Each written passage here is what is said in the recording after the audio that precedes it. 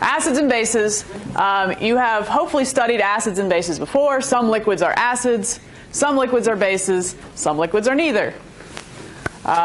Acids, from a chemistry standpoint, usually have a hydrogen in the formula. And if they're strong, usually the formula starts out with an H. So if I ask you on a test, like here's a bunch of formulas, which one's the acid? You're going to want to pick the one that has the hydrogen in front. I won't try to trick you with some of the weaker acids. But look for the H in front for an acid. And the definition here is that acids give this hydrogen, goes over to water, so we have H2O plus another H, makes hydronium ions. And that's your chemistry definition of acids. The more ions you get, the stronger the acid is.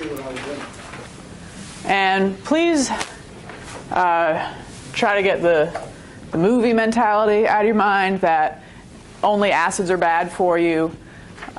Please don't think that acids alone are bad for you. And plenty of acids are not. I mean, there's plenty of acids that you touch, that you eat and drink, and they're totally fine. Citric acid being a common one. I mean, touch orange juice, no big deal. Now, battery acid, on the other hand, that would be a really strong acid you would not want to touch. But actually, bases are known more for being like corrosive to animal material like your skin. So in a way, almost bases are worse for your body than acids. Don't just think acids are bad. And it's really only the strongest of acids and bases that would be dangerous to you anyway. There's plenty that we can touch and not have it be a big deal. All right, you mentioned stomach acid. And in that last slide where it said HCl, hydrochloric acid is stomach acid. And your stomach lining is equipped to hold your stomach acid. No big deal. But some people do get ulcers, or maybe some people do have a cut in their stomach lining. And yes, that acid would sort of burn your inside.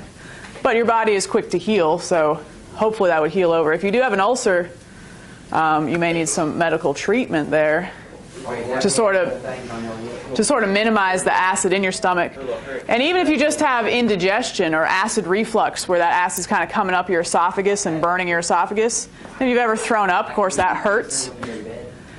But do you guys, I mean, what medicines do you take if you have acid reflux or just a little bit of indigestion? What's that stuff called? Antacids, yes, such as Tums. Good. All right, and that's actually the end of our notes, is neutralizing acids or bases. If you have too much acid, well, you can kind of cancel out by taking some base. And Tums is a base. So those are some things you can do if you have indigestion, upset stomach, acid reflux. But anyway, a little bit more about acids. I'll show you these little videos in just a second. You can tell me the difference between them. Properties of acids. If you're going to eat them, you know, your citric acid, we would call them sour. They, of course, can burn, like your stomach acid if you throw up. You know that hurts. And we also would say they are corrosive to metals, of course, if it is strong enough. All right, take a look at these little clips just for a second. All right, just observe. This is HCl, so this would be like your stomach acid, and you are sort of diluting it in water, adding it to water. Amazing. Will, I could use some less comments from you today. Don't be like Chase. He's being much better. I know, you're being great. Your buddy in the back, not so much. He's smacking one.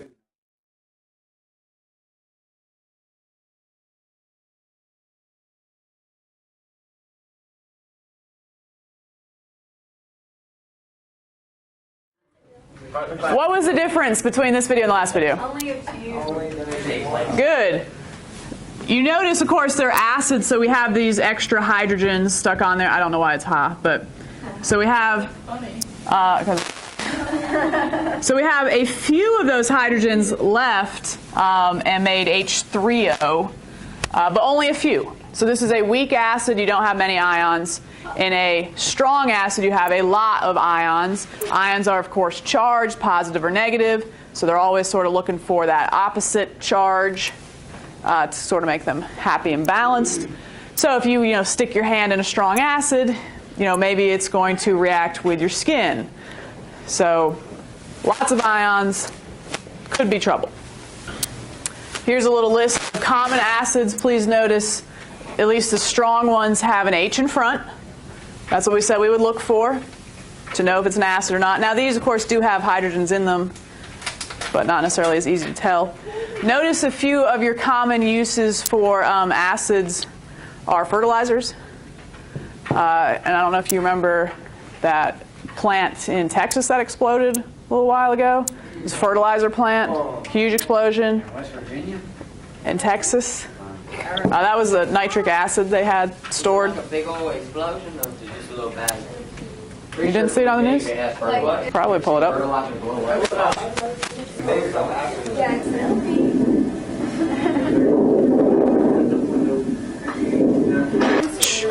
All right, so we did look that up. Strike that. So it was not nitric acid. It was a nitric compound, but it was ammonium nitrate that was in the fertilizer, which we actually will use on a very small scale as a demonstration of an endothermic reaction. Ammonium nitrate and water as an endothermic reaction will get Exploded. endothermic. Oh yeah, what? Good. Cold. It takes heat in, so it will feel cold when we hopefully do that next Thursday. Okay, so that was a little bit about acids. Now on to bases. Bases will give off an OH ion, a hydroxide ion. And the stronger bases, of course, have OH right there in the formula. So that is how you would recognize a formula as being a base. Okay, so same idea. Strong bases are going to give off lots of ions. Weak bases, not as many. Properties of bases. If you were to eat it, it would be bitter, especially if you think of like soap. Not that you would eat soap. You guys probably have mustard written there, I think. We had mustard last year. Yeah. Cross that off because actually mustard is usually vinegar based, and vinegar is an acid. Do you know the fancy name for vinegar? What kind of acid it is? Wait, that was weird. So it shouldn't be mustard. No, mustard is actually acidic, so actually cross mustard off. Sorry about that. Mustard is vinegar based, so it's probably acidic. We actually tested that with pH paper last year, so we changed it. But vinegar, the fancy name for vinegar is acetic acid. So mustard is not a good example, but we did look up soy products would be bases. They kind of taste bitter. But mainly you want to think of bases as your cleaning products, the soaps, your Windex, your ammonia, your bleach, your dish soap. Those are all bases. And corrosive to animal material like your skin, of course, only if it's strong enough. An example of a really strong base would be like Drano. Think of how Drano works too. You got a clogged drain, pour some Drano in there. It's probably because you got like a clump of hair or something stuck in the drain. That Drano is going to like dissolve, react, break down that hair. You would not want to hold a little handful of Drano in your hand for a little while. That would burn. That would give you a chemical burn. Yeah. All right. A list of just some common bases. Notice, of course, all the OHs on the end. Of course, they all end with the name hydroxide. Of course, you see soaps, cleaners. Those would be your main functions of bases. Since we did say they create ions, just like we had salt water, and we put that little light bulb in there, light bulb came on. There's a path for electricity to flow because there's moving charges, moving ions. The light bulb will come on. So, of course, the light bulb would also work in a strong acid or base and not so well in a weak one. Is that still lit up a little bit though? Yeah, it is a little bit because it's weak. There are some ions, but it's not a very good path. Okay, how do we measure the strength of an acid or base? I keep saying, only really strong acid or base are bad for you. So how do you know if it's strong? Well, we have this lovely thing called the pH scale. Little p, capital H. Stands for actually powers of hydrogen. It's kind of a way of counting how many ions you have. The range, it's a number range from 0 to 14. What is in the middle of 0 to 14? 7. So 7 is neutral. So pure distilled water would be 7. So anything close to 7 is neutral, or close to 7 is weak. Far away from 7 is strong. So your 0 and 14 are really strong. I think of it in alphabetical order. A comes before B. Acids are the first numbers. Bases are the later numbers. So if you have a pH, you have 2 acids, pH of 1, pH of 2. Which one's the stronger acid, the 1 or the 2? pH of 1. Good, the 1, because it's farther away from 7. All right, how about base? You got a couple soaps. You got one with a pH of 8, one with a pH of 9. Which one's a stronger base? 9. Farther away from 7, stronger. Here are just some random things that are acids or bases. I think it's kind of neat to note that milk is actually acidic. Very slightly, but it is a little acidic. Oftentimes people say if you have an upset stomach, drink some milk. That would really not be helping. You would be adding more acid to the situation. Milk of magnesia, on the other hand, is like a medicine that maybe people confuse that with. That would be a base. That would counteract your stomach acid. That would be fine, like Tums to eat. Your eggs. Also need to note. Really can't survive where it's acidic. So you can eat so. Yeah, also need to know is the little bits about acid rain. First of all, regular rain is acidic anyway. So that's about 5.6. Now, beyond that, acid rain is much lower, like 4.2, 4.4. And if you have a fish tank, a little aquarium at home, you probably do know you got to test the pH. Or you don't have a pool at home, you have to test the pH. You want your water to be a little bit acidic, so like bacteria and algae and stuff won't grow in there, but not so acidic that you're killing your fish. If it's really acidic, you know, you're little fish. If you're killing the little fish, you're killing the fish that eat the little fish. And if you're killing those, so on. Drops you put in it? So yeah, you might have to add a little chemical to change the pH. All right, so we know we have this pH scale. How can we test the pH of certain things? Well, we can test the pH with certain indicator papers, and we can just plain tell if something's an acid or base based on a few indicator papers. And this will be a little lab we'll hopefully do next Thursday. But as far as your standards go, you do need to know litmus paper and phenolphthalein. You've got 2 types of litmus paper, red and blue. All right, so let's start with a piece of red litmus paper, which actually looks kind of pink. So go do anything exciting? Just gonna change colors. And I have this unknown compound, and I stick it in there, and anything happen? Not really. Red. Okay. And that means it's So if red litmus paper stays red, really didn't change color, that means this might be a what? Acid. Now it might also just be Water. nah, even a weak base show up. Yeah, it might also just be water. So how do I know if this is an acid or if it's water? Without drinking it. Yes, I will need another paper. So let me grab a blue paper. So here's blue litmus. All right, so here's our blue litmus paper. oh snap! Oh, it's pink. All right, so this definitely is an acid. If it turns red, it must be an acid. And as far as the litmus paper, I just like to think B is for base, B is for blue. It's either going to stay blue or turn blue in a base. So that one's clearly an acid. Let's just do one that is a base. So here's my red litmus paper again. B, this one is a base. This is sodium hydroxide. So you see the end of it turn a little blue. So I don't even need the other paper. I know this is clearly a base. But that just tells me if it's an acid or a base. It doesn't tell me the actual pH of it, how strong it is. Here's one more paper. This is phenolphthalein. Again, these are just papers, but they're coated with a chemical. So phenolphthalein, if I want it to look cool, I need to dip it in what? A base. Let's go back to that same one.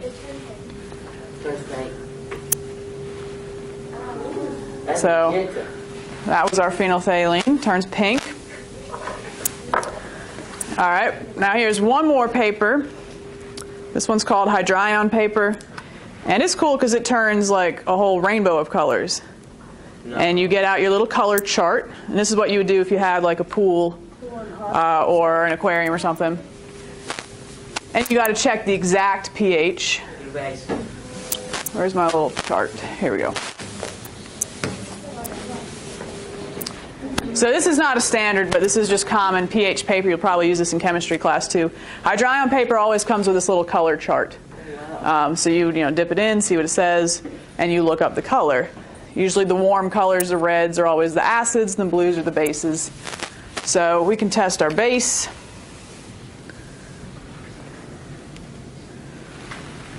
Turns blue, actually kind of a dark blue, really blue. And that's on the high end. I would call that a 13 right there. Is that a pretty strong base? So that's pretty strong. That was sodium hydroxide.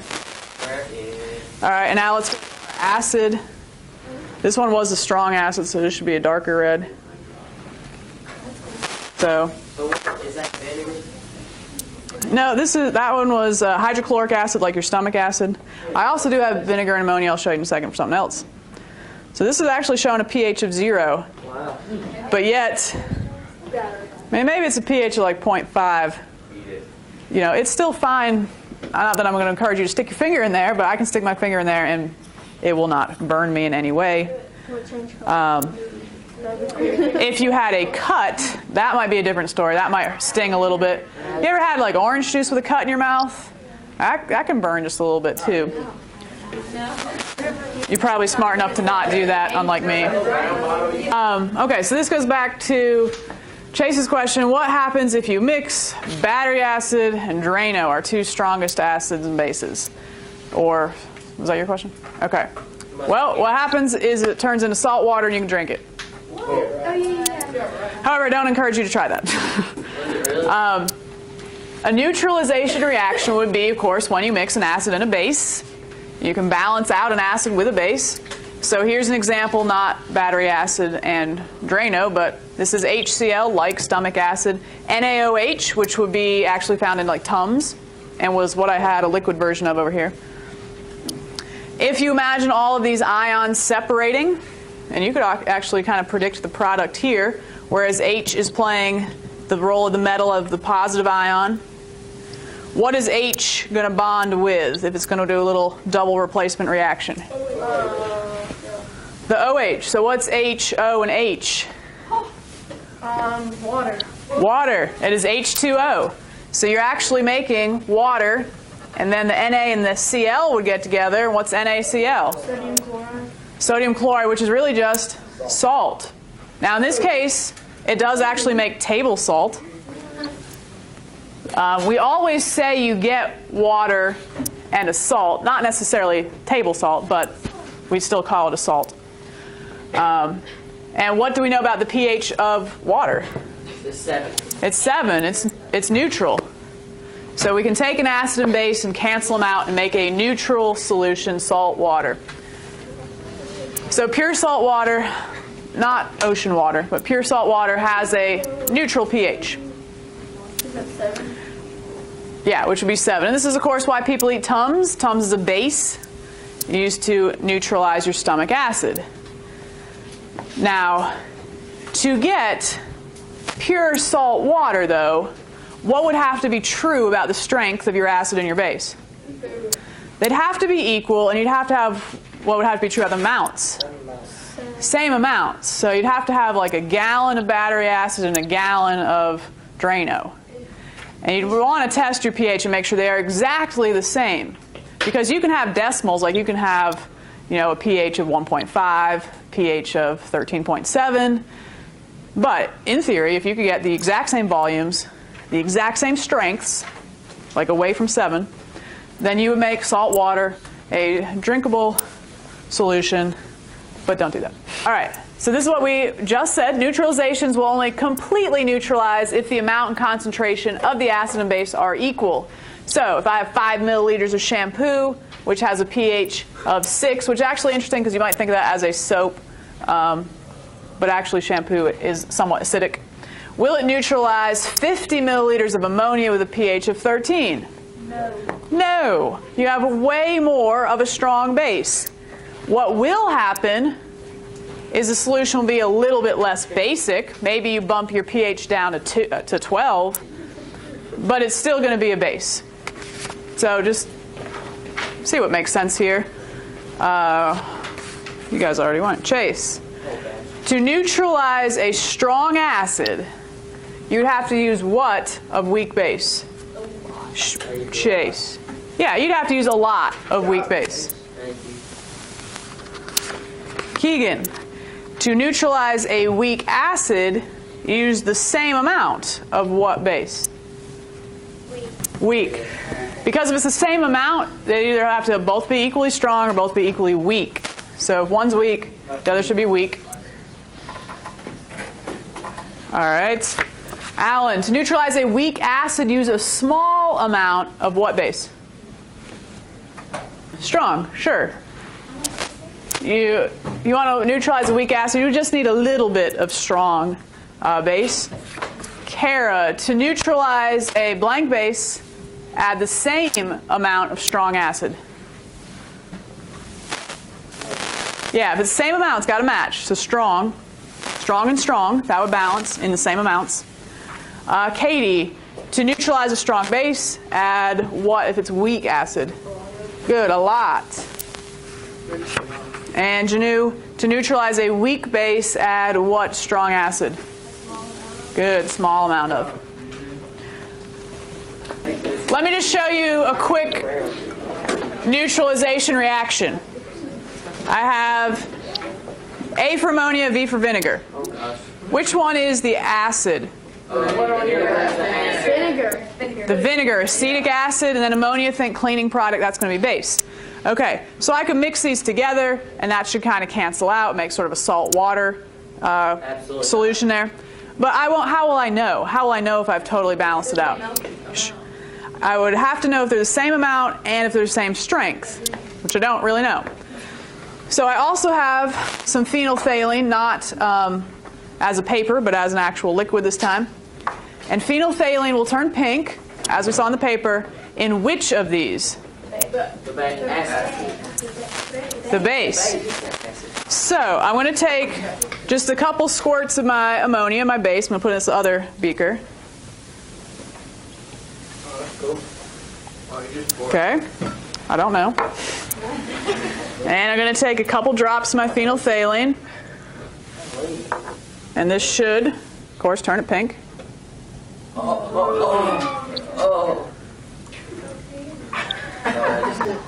Now, by adding the phenolphthalein, now I can tell if I have neutralized this or not. And that is not a clean beaker, but this will be neutralized by my acid, by my vinegar, when what happens? The color goes away. Phenolphthalein will only stay pink in a base. So I can start to add some acid. Still pink, still a base. Is it getting less pink? Getting less pink. Is it getting less pink? And, oh, almost gone, just about gone. So if I went a drop at a time and kept swirling it, and this is a process called a titration that you might do in chemistry, you can actually calculate, to the exact drop where it finally balanced out. So if you put more of that stuff in the brown bottle in, will it turn back pink?